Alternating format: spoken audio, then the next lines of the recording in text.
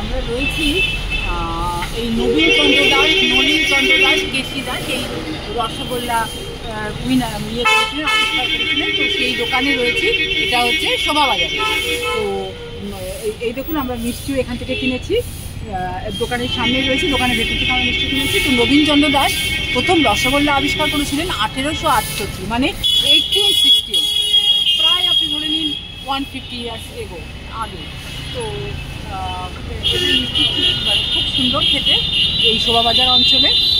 এটাই ওদের মানে প্রথম দোকান ছিল। আর তো এখন অনেক জায়গায় অনেক ব্রাঞ্চ হয়েছে কেসিদাসে, কিন্তু কেসিদাসের রসগোল্লা তো সত্যি অত্যন্ত ভালো। এবং সব রকম মিষ্টি রয়েছে, কিন্তু রসগোল্লা ওদের প্রসিদ্ধ, দেশে বিদেশে ওদের রসগোল্লা মানে স্বনামধন্য। তো নবীনচন্দ্র দাস ওনাদের বাবা এই 1868 সালে 1868 রসগোল্লা আবিষ্কার করেছিলেন। তো এই দোকানের সামনে আজকে এই দোকানে আসতে পেরে আমি নিজে খুব বাঙালি হিসেবে গর্ববোধ করছি। তো খুব ভালো লাগছে, খুব প্রাউড ফিল করছি। চাইবো আপনারাও আসুন এই দোকানে।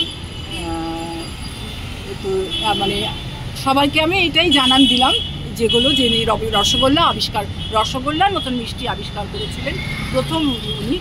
তো নবীনচন্দ্র দাস, বারবার ওনার কথা বলছি, আমার নিজের খুব গর্ববোধ হচ্ছে।